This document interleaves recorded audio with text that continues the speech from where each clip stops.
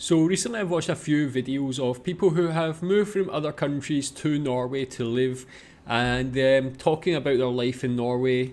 And today I'm watching another video along those lines. This is USA to Norway, 6 differences I have found while adjusting to life in Norway. So yeah, interested to see this, see 6 differences. I'm sure there's a lot of differences between the USA and Norway. You can tell me what you think about this list and yeah, the things spoken about on the video. Let's watch.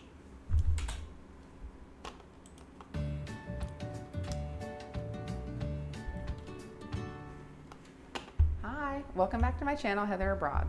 Today we're going to be going through a few things that I have found to be different since settling into our house here in Norway. Things compared to the US that I find to be a little quirky or maybe just outright different when compared to how I am used to doing things back home. So I'd be interested to know if these things are unique to Norway or if these are European differences. So if you happen to know, feel free to comment below and inform me a little bit on these nuances. So the first few we're just going to talk about. The first thing is here in Norway, you cannot have an actual joint bank account. So I found that very strange. I know everyone handles their finances differently, but my husband and I typically had an and account. So like Heather and here in Norway, it is you just get your own, and then you can get a card to have access to the bank account, a debit card with your name on it, but you don't actually have your name on the account. We were able to ask for the letter to sign to have access to each other's accounts, so that way when I log on I can see both. But I just found it quite interesting that their immediate response is, "Oh, we don't do joint bank accounts here in Norway." And that leads me into the next thing is I think it's because they use bank ID, which is a little bit different than your social security number. It combines your Norwegian number with a process of verification through the bank and an app. There's like a special app that you have to open up every time that you use this bank ID to log in, and you use that bank ID to verify who you are across the board.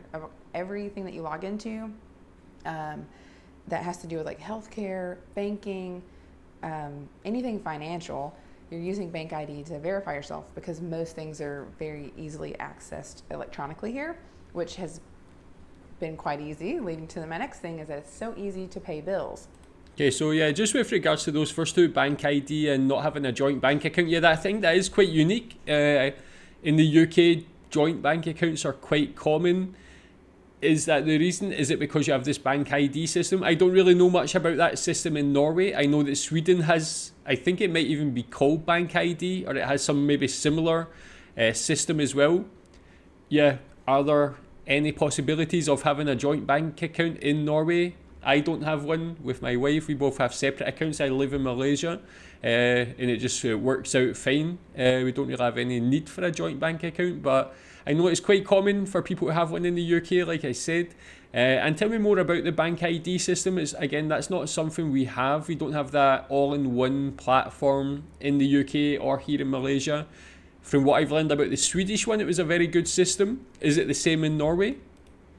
Because you're easily verified, which is kind of similar to the two-factor authentication that the US uses for a lot of their apps, it's easy to pay things. Which if you get on your bank, every company that is legit in Norway has a bank, their account number, and then they give you what they call a KID number. So you go into your bank account, you put in the bank account number, the KID number, and how much you want to pay, and it goes to them, just like that. There's no like online bill pay process of finding the email, entering the phone number, finding the address, setting it up, they send a check, it's like boom, done, all electronic. Which has kind of been fun to just like, boop, pay the bill, it's over, boop, pay the bill, it's over. So that process has been so super smooth. And they also have something similar to what we use back in the States, like Venmo. They use VIPs, except they seem a little bit more advanced with their VIPs. You can use it for businesses. You can use it for like peer-to-peer transfer. So essentially you're just transferring to someone else's bank account.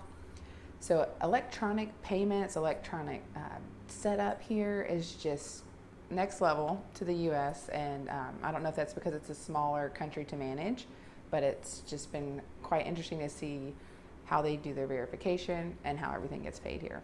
Yeah, that sounds great. Actually, it sounds very efficient. Like it must make life a lot easier in those respects or in those areas. Has that always been the system? When did the system get implemented? What was it like before? Has it really had a big positive change for people in Norway with having these things to just make life easier? The second thing is related to like Norwegians in general.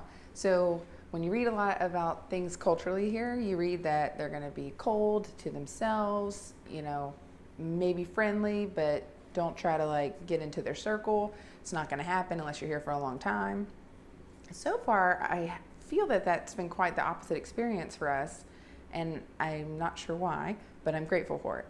So upon moving into our house, we were immediately greeted by the lady who lives in the flat, which is a very common thing here for there to be a house and then a flat. So you typically have neighbors. You are able to find individual standalone houses, but more commonly they're rented out a space to someone else. So anyway, greeted by her, we've since had coffee, and she's quite pleasant, and I hope to meet with her regularly. She expressed interest in teaching me Norwegian, and so that was fun. Another neighbor came out immediately within the first week and introduced himself. I've since met the neighbor that's just down the hill a little, and I've met some of the kids in the neighborhood, and so far everyone has been quite friendly. Even like in passing, there's waves, smiles, and even some small talk. And my understanding is that it's not typical with Norwegians for the small chat, but it's almost like they're initiating it. So I find that to be quite the opposite of what I've read culturally. And we were invited to a Midsummer's Day barbecue for the middle of the year to a Norwegian's home, and we were the only U.S. American people there. And I found them to be quite friendly. They still did things that we do in the States. You know, they pull the kids around, behind the lawnmower in like a little bucket barrel thing, you know, like gave them like a tractor ride.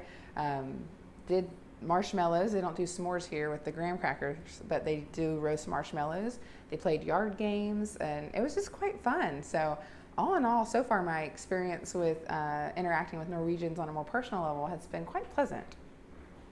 I mean, that does sound great. Yeah, like again, like stereotypes are not always the case, of course. And like that is something I've learned about Norway, and I guess like Northern European countries, is the stereotype is that they're more reserved or they don't like small talk and stuff like that. But I guess like most people in general are just normal people and maybe don't fit the stereotype. But tell me, in your like experience or to your knowledge, do you think it is a fair stereotype that Norwegians are more reserved, or do you like small talk? I don't actually like small talk that much, but okay, maybe so you do. We'll move on to some of the house nuances, and the first one we're going to talk about is trash.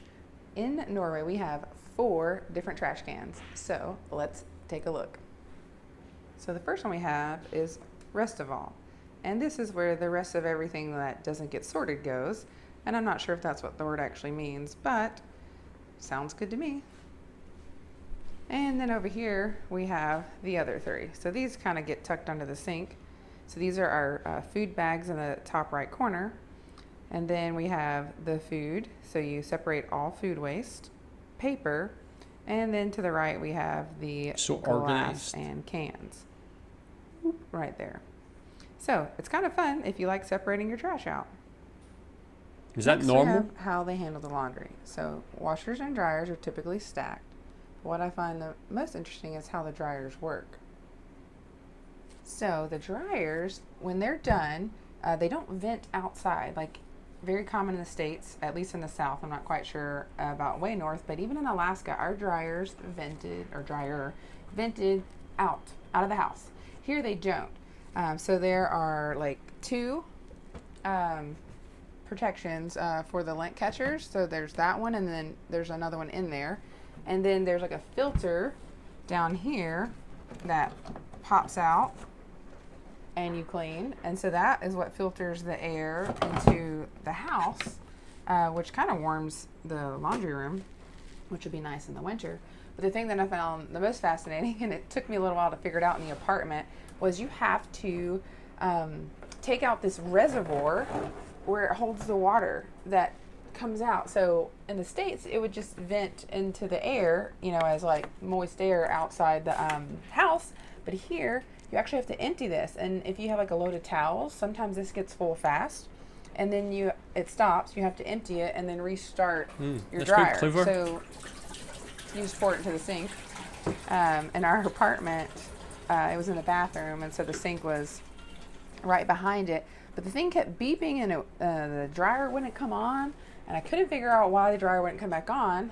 And then I found the big reservoir under the dryer. This one happens to be on top of the dryer.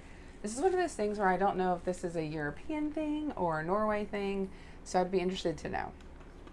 I actually don't use a dryer because I live in Malaysia. Then everything we wash just gets hung on our balcony, on like those clothes horse things. So I never actually use the dryer. I don't even know how that would be in a normal one, but it seems like quite a clever solution, quite a clever idea. Is this just normal in Norway? Is that the same in your one as well? Another thing they do here on their interior doors is they still use skeleton keys. So all the interior doors can lock from the inside or the outside using a skeleton key. And there you have it. And open. So similar to the States, we have like the pin push system in most of the doorknobs, but they're keeping it old school, and even on their newer doors, they still use skeleton keys. Okay, this is one that gets me. Our toilets.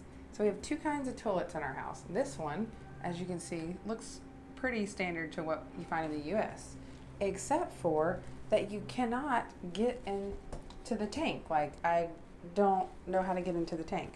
So I wouldn't know what to do if I had to repair Yeah, I've never anything. seen that before actually. I guess there's nothing to repair. You'll just lift that full and then we thing have up. This one. Well, okay, that's two completely different toilets, and two of them are like, I don't think I've seen either of those in a house that I've stayed in or been in. This one is more what I would see in like a mall toilet or something like that, where it's all built into the system. Again, like, yeah, if there's a problem, how would you even fix it? I guess every time you need to get the plumber or something like that. The other one, I think maybe you can lift the full top part to get into it. This one, yeah, I would really have no idea, honestly. Are these like normal toilets in Norway? Floats.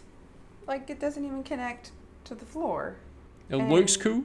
I guess it just screws into the wall with very strong screws. But in the US, there aren't really floating toilets that much.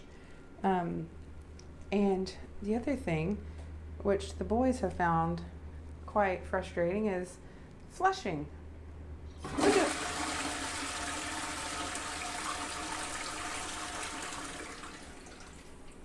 Is that not the most intense flush you've ever seen? So strong. So as you can imagine, that is some intense flushing if you happen to be a gentleman going to the restroom who maybe needs to flush more than once. So our boys found that quite interesting to navigate. So I don't know if someone in the US said, whoa, that's some intense European flushing. And so we're going to figure out how to make it swirl down the drain. But anyway, I just wonder, like, what happens if the toilet breaks. You know, in the States, I would take the lid off the tank, check the inside components. They were easy enough to fix. Here, I'm not really sure what that process looks like, so we're crossing our fingers for no broken toilets. Thanks for joining me again with Heather Abroad. Yeah, that was cool. So, in some interesting things, yeah, those ones I feel like I don't think I've seen them on any other video. So, insights into the homes of Norway. Is that like a normal home in Norway, the things she's showing? And yeah, you can tell me what you think about these. Thanks.